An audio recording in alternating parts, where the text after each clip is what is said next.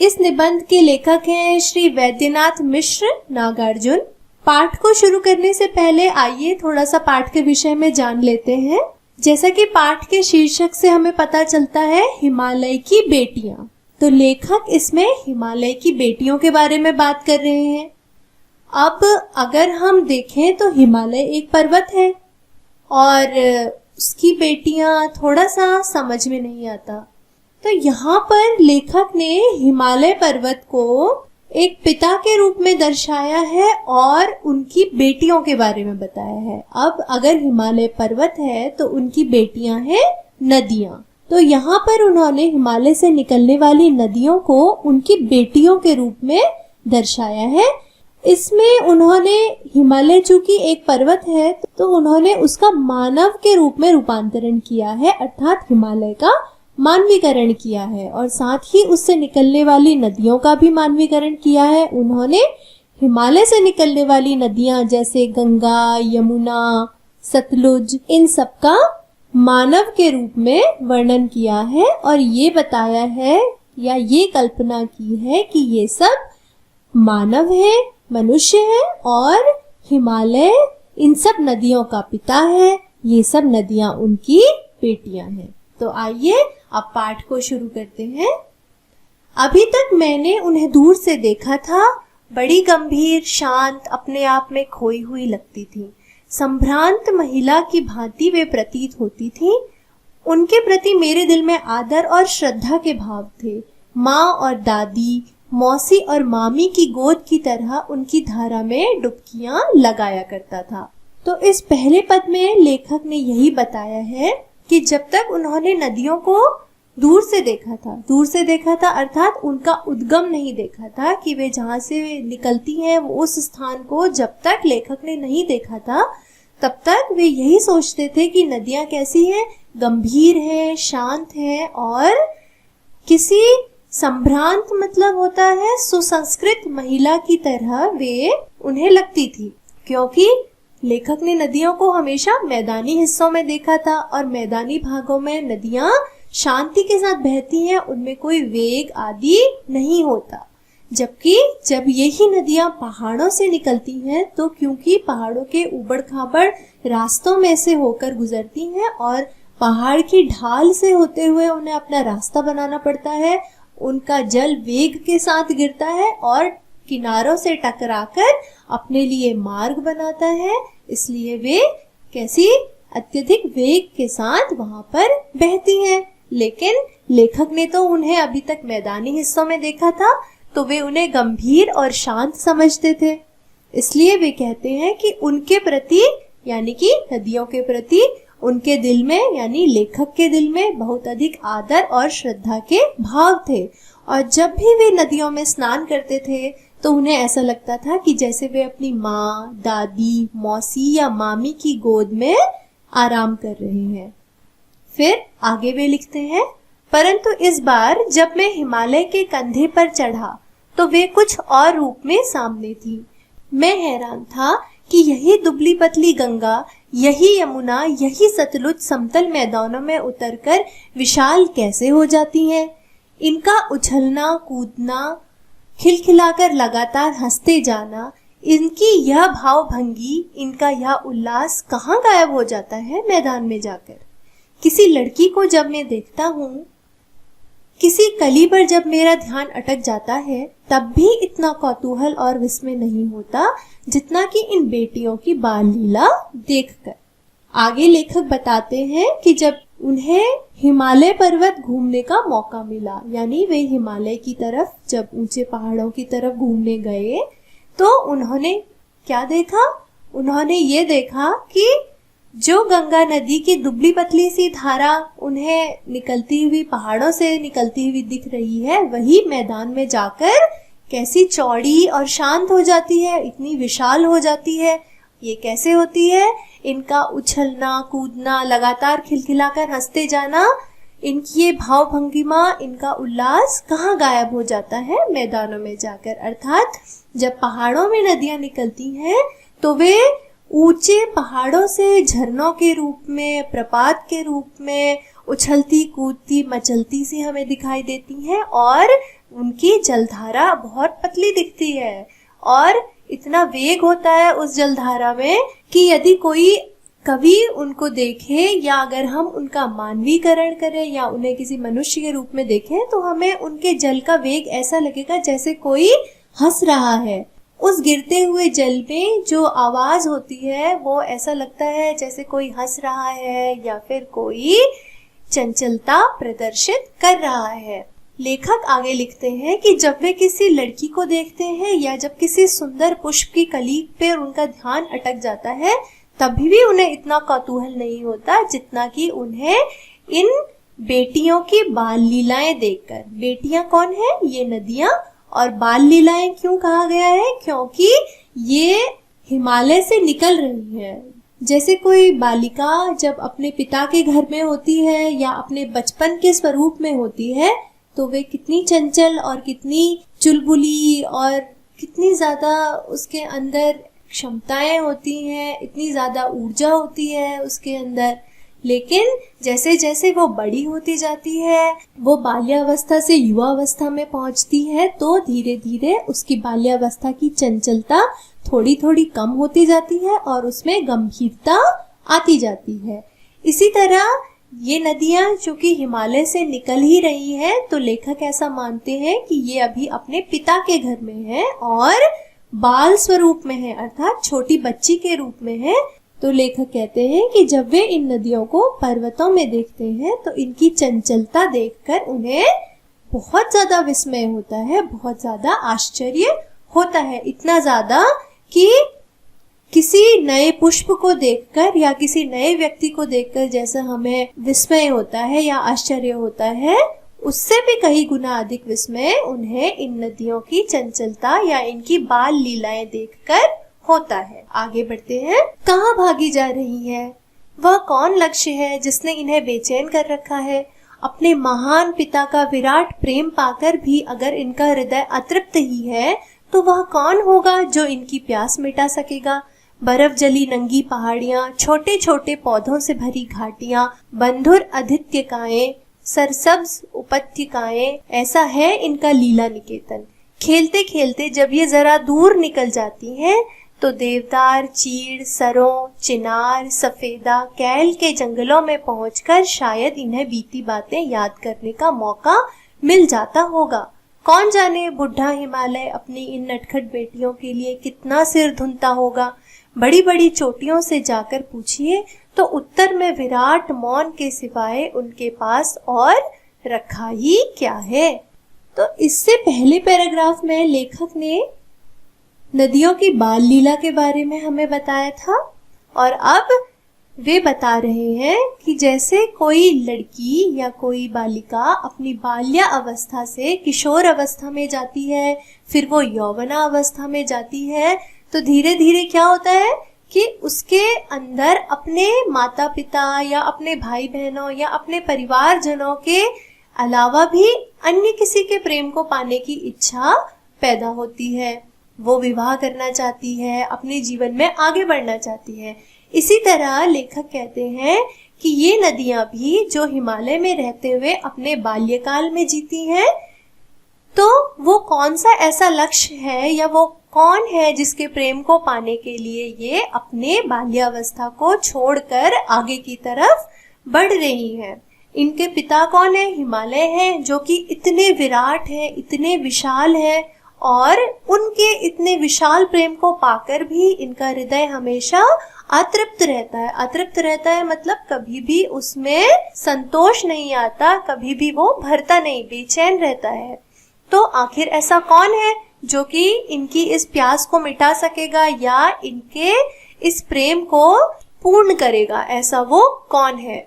आगे लेखक ने लिखा है कि पहाड़ियों, छोटे छोटे पौधों से भरी घाटियों, बंधुर आदित्यकाएं, आदित्य होता है पहाड़ के ऊपर का समतल भाग जिसमें कि वनस्पतियों की बहुत ज्यादा कमी होती है, या एक तरीके से कहें कि वनस्पतियां वहां पर होती ही नहीं है। फिर सरसब्ज उपत्यकाएं, सरसब्ज मतलब होता है हरी भरी और उपत्यका होता है घाटी। तो ऐसा है इनका लीला निकेतन, अर्थात अपने बाल्यावस्था से जब ये अपनी किशोर अवस्था की तरफ जाती हैं तो अपनी बाल लीलाओं को दिखाने के लिए कवि ने ऐसी कल्पना की है कि ये कहाँ कहाँ दिखाती हैं? पहाड़ों पे, छोटे छोटे पौधों से भरी घाटियों पे, अधित्यकाओं पे या फिर उपत्यकाओं पे। यहाँ पर ये क्या करती हैं? ऊपर नीचे बहती हैं, टेढ़े मेढ़े मार्गों से होकर अपना रास्ता बनाती हैं और इन सभी क्रियाओं को ही लेखक इनकी बाल लीलाएं कहता है।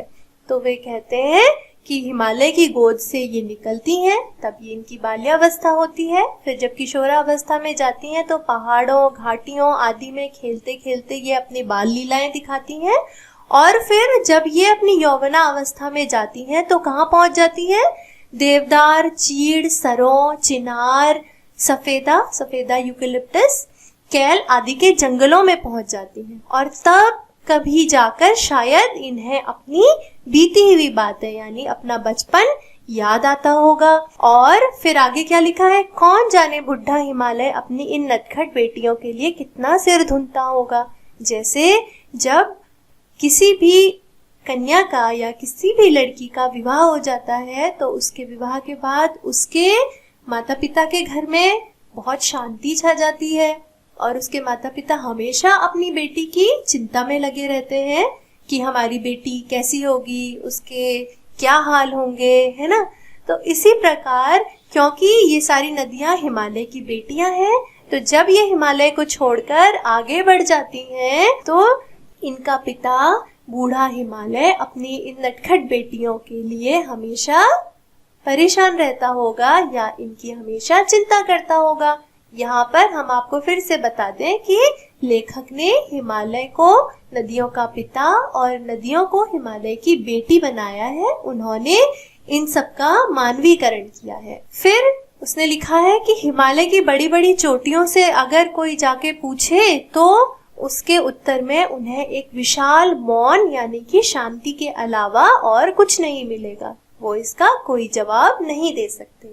आगे सिंधु और ब्रह्मपुत्र, ये दो ऐसे नाम हैं जिनके सुनते ही रावी, सतलुज, व्यास, चनाब, झेलम, काबुल, इसका नाम कुभा भी है, कपिशा, गंगा, यमुना, सरयू, गंडक, कोसी आदि हिमालय की छोटी बड़ी सभी बेटियां आंखों के सामने नाचने लगती हैं।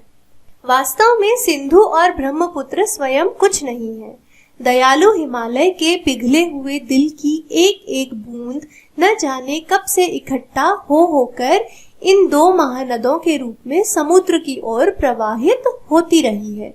कितना सौभाग्यशाली है वह समुद्र जिसे पर्वतराज हिमालय की इन दो बेटियों का हाथ पकड़ने का श्रेय मिला। अब आगे लेखक ने बताया है सिंधु और ब्रह्मपुत्र नदी के बारे में। सिंधु नदी जो है ये पंजाब प्रांत की तरफ से बहते हुए सागर में मिलती है और इसी तरह ब्रह्मपुत्र जो है वो तिब्बत, भारत और बांग्लादेश की तरफ से बहते हुए अरब सागर में गिर जाती है। चूंकि सिंधु और ब्रह्मपुत्र दो क्या है? महानद है। महानद अर्थात जो छोटी छोटी नदियों से मिलके बने हैं उन्हें महानद कहा जाता है।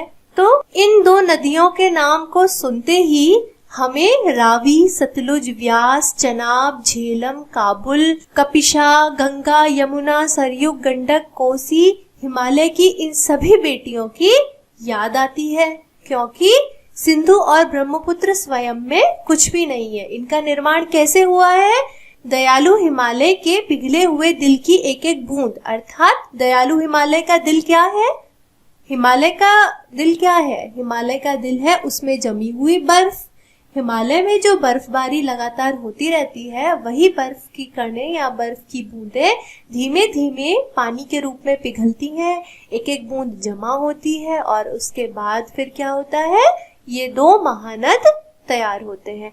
अब ये दो महानद ही नहीं बल्कि हिमालय से निकलने वाली सभी नदियां इसी प्रकार बनती हैं या नदी का रूप लेती हैं। बर्फ की छोटी छोटे कण जब पिघल के जल के रूप में एकत्रित होते हैं तभी तो वे नदी के रूप में आगे बढ़ते हैं। यहाँ पर लेखक यही बताना चाहते हैं कि हिमालय रूपी पिता अपनी इतनी प्रेम से पाली हुई बेटियों को क्या करते हैं? आगे प्रवाहित होने के लिए भेज देते हैं। क्यों? क्योंकि आगे जाकर उन्हें किससे मिलना होता है? समुद्र से मिलना होता है। इसीलिए लिखा है कि वह समुद्र बहुत ज्यादा सौभाग्यशाली है जिसको हिमालय की इन दो बेटियों का हाथ पकड़ने का श्रेय मिला, अर्थात जिसके साथ हिमालय की इन दो बेटियों का क्या होता है, मिलन होता है। आगे बढ़ते हैं। जिन्होंने मैदानों में ही इन नदियों को देखा होगा उनके ख्याल में शायद ही यह बात आ सके कि बूढ़े हिमालय की गोद में बच्चियां बनकर ये कैसे खेला करती हैं। अब जिन्होंने नदियों को सिर्फ मैदानी भागों में देखा है वे तो उनके स्वरूप को बिल्कुल ही नहीं पहचान पाएंगे अगर वे उन्हें पहाड़ों में देखें, क्योंकि पहाड़ों में वे इतने वेग से बहती हैं कि कोई कल्पना नहीं कर सकता कि यही नदियां मैदानों में आकर इतनी शांत हो जाती हैं। इसीलिए लिखा गया है कि शायद जिन्होंने उन्हें मैदानी भागों में देखा हो वे ये कल्पना नहीं कर सकते कि जब ये बच्चियां या ये नदियां अपने पिता यानी हिमालय की गोद में अर्थात हिमालय की पहाड़ियों में बहती हैं तब ये बालिका के रूप में है तो कितना सुंदर खेल दिखाती हैं। आगे बढ़ते हैं। माँ बाप की गोद में नंग धड़ंग होकर खेलने वाली इन बालिकाओं का रूप पहाड़ी आदमियों के लिए आकर्षक भले न हो, लेकिन मुझे तो ऐसा लुभावना प्रतीत हुआ वह रूप कि हिमालय को ससुर और समुद्र को उसका दामाद कहने में कुछ भी झिझक नहीं होती है। आगे लेखक कहना चाहते हैं कि जिस प्रकार अपने बाल्यकाल में नंग धड़ंग रूप में भी बच्चों को उनके माता पिता अत्यधिक प्रेम करते हैं और उनकी बाल लीलाओं से अत्यधिक आनंदित होते हैं, अत्यधिक खुश होते हैं, ऐसे ही लेखक ने लिखा है कि अपने पिता हिमालय की गोद में अल्हड़ रूप में खेलने वाली इन नदियों को, इन बालिका रूपी नदियों का रूप वहां रहने वाले, कहाँ रहने वाले, हिमालय पर, हिमालय की पहाड़ियों पर रहने वाले व्यक्तियों के लिए आकर्षक भले ही ना हो, आकर्षक नहीं हो सकता। क्यों नहीं हो सकता? क्योंकि वे तो इन नदियों को रोज देखते हैं।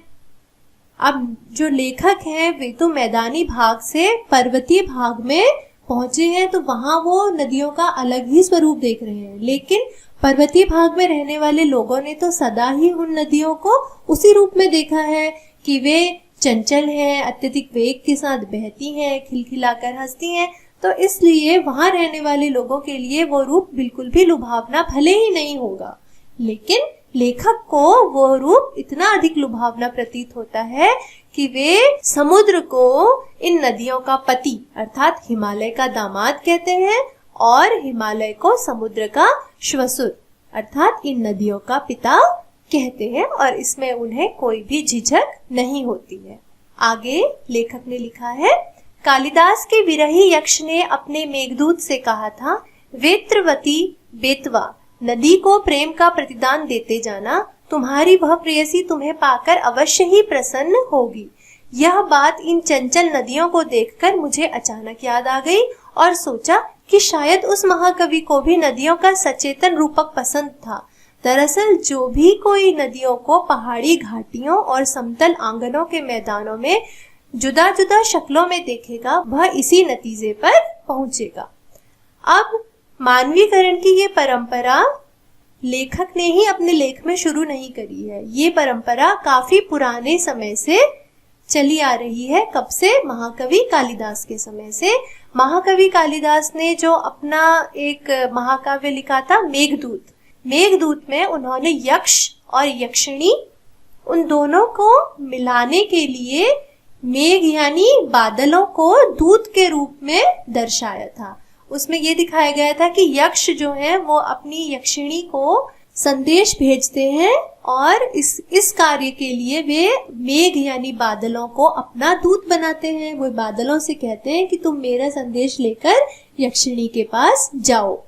तो उसमें भी कहीं पर यह वर्णन आता है कि यक्ष उस मेघ से या उस बादल से जो कि उसका संदेशा लेकर यक्षिणी के पास जा रहा है, क्या कहते हैं, वेत्रवती यानी बेतवा नदी, जिसको आज के समय में हम बेतवा कहते हैं, प्राचीन काल में उसको वेत्रवती कहा जाता था।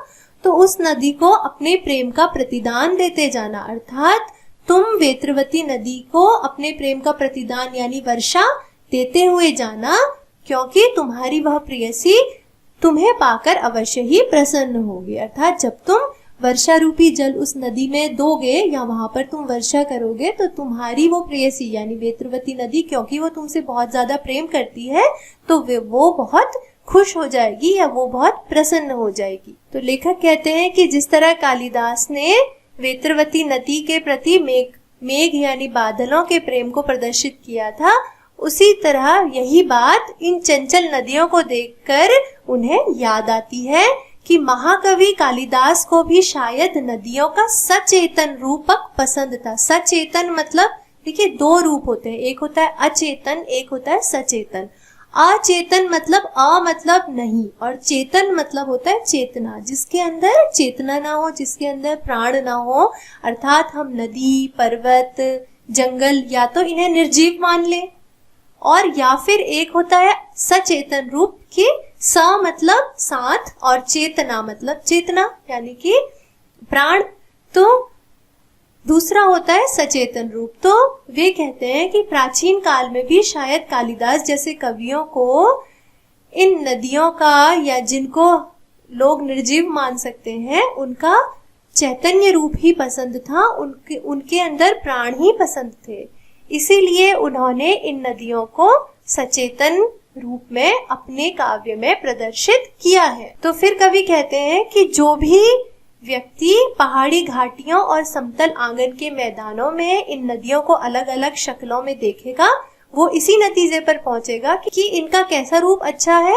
चैतन्य रूप ही ज्यादा अच्छा है, अर्थात हमें इन्हें सजीव ही मानना चाहिए, निर्जीव हम इन्हें नहीं मान सकते, क्योंकि इनका रूप इतना सुंदर है कि उसको हम निर्जीव मानने का अपराध कर ही नहीं सकते। आगे काका कालेलकर ने इन नदियों को लोक माता कहा है, किंतु माता बनने से पहले यदि हम इन्हें बेटियों के रूप में देख लें तो क्या अर्ज है। और थोड़ा आगे चलिए, इन्हीं में अगर हम प्रेयसी की भावना करें तो कैसे रहेगा। ममता का एक और धागा भी है जिसे हम इनके साथ जोड़ सकते हैं। बहन का स्थान कितने कवियों ने इन नदियों को दिया है। एक दिन मेरी भी ऐसी भावना हुई थी। थोलिड तिब्बत की बात है, मन उचट गया था, तबीयत ढीली थी, सतलुज के किनारे जाकर बैठ गया। दोपहर का समय था, पैर लटका दिए पानी में। थोड़ी ही देर में उस प्रगतिशील जल ने असर डाला, तन और मन ताजा हो गया, तो लगा मैं गुनगुनाने।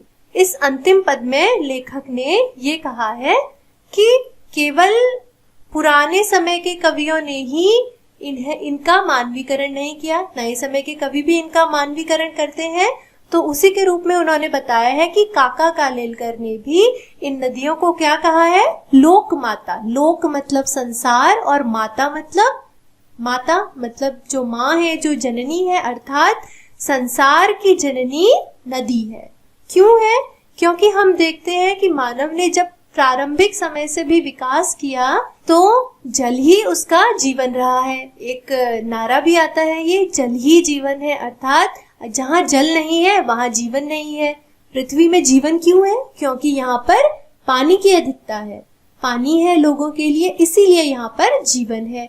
इसीलिए नदियों को लोकमाता कहा गया है, क्योंकि नदियों में ही जल का प्रवाह नदियों के द्वारा होता है, इसलिए नदियों को लोक माता कहा गया है। पुरानी जितनी भी सभ्यताएं हुई हैं वे सब कहाँ हुई है? नदियों के किनारे। नदी घाटी सभ्यताएं हमने सुना है, तो वे सब नदियों के किनारे, अर्थात लोगों को जीने के लिए जल चाहिए, और जहाँ जहाँ जल उपस्थित था वहीं वहीं सभ्यताओं का विकास हुआ है। लेकिन लेखक कहते हैं कि माता ही क्यों, हम इन्हें बेटी के रूप में भी देख सकते हैं, और अगर हम थोड़ा और आगे जाएं तो हम इन्हें प्रेमिका के रूप में भी देख सकते हैं।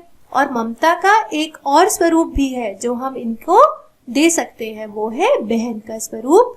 कितने ही कवियों ने नदियों को बहनों का भी स्वरूप दिया है या बहनों का भी नाम दिया है। वे आगे बताते हैं कि एक बार जब वे तिब्बत में अत्यधिक थक गए थे और उनका मन बहुत ज्यादा व्यथित हो गया था, तबीयत थोड़ी ढीली या खराब हो गई थी, तो सतलुज नदी के किनारे जाकर बैठ गए। और जैसा कि नदियों के किनारे जाकर बैठे तो इच्छा होती है नदी के जल से थोड़ा खेल करने की, तो इसी तरह लेखक की भी इच्छा हुई कि वे अपने पैर डालकर नदी में बैठ जाएं।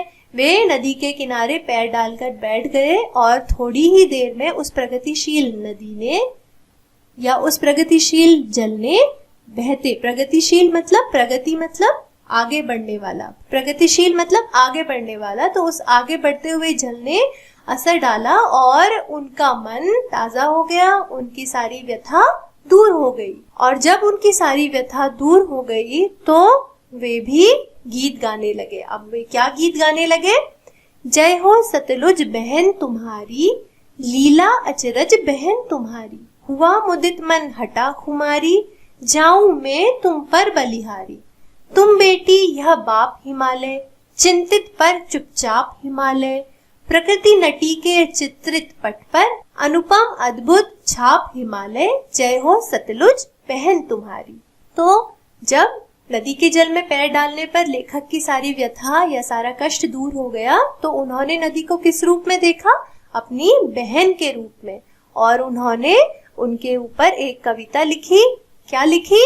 उन्होंने कहा कि हे सतलुज बहन तुम्हारी जय हो, तुम्हारी लीला अचरज से भरी है, यानी आश्चर्य से भरी है।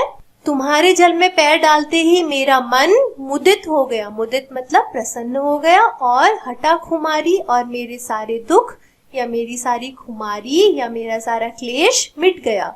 जाऊं मैं तुम पर बलिहारी, इसलिए मैं तुम पर बलिहारी जाता हूँ, अर्थात मैं तुम्हारे आगे नतमस्तक हूँ। तुम बेटी यह बाप हिमालय, तुम बेटी हो और तुम्हारे पिता कौन है? हिमालय है।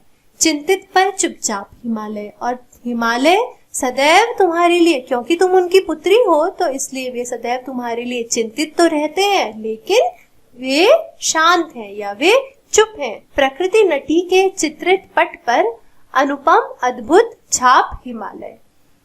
ये शांत हिमालय जो है ये प्रकृति रूपी नटी, नटी अर्थात जो नट अपना खेल दिखाते हैं, नटी, उनके द्वारा बनाए गए सुंदर चित्र पर अनुपम यानी कि जिसकी कोई उपमा नहीं दी जा सकती, जो सबसे अलग है, जो अपने में अनूठा है और अद्भुत है। अद्भुत है मतलब निराला है। क्या? हिमालय। तो ये हिमालय पर्वत जो है, जो तुम्हारे लिए चिंतित रहता है लेकिन शांत है, वो क्या है?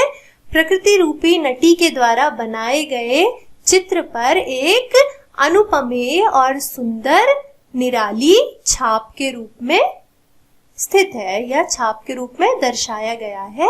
जय हो सतलुज बहन तुम्हारी, हे सतलुज बहन तुम्हारी जय हो। तो आज हमने हिमालय की बेटियां पाठ को पढ़ा और समझा। अब इस पाठ के प्रश्न उत्तर हम अगले भाग में करेंगे। तब तक के लिए bye bye and thanks for watching this video. Thank you.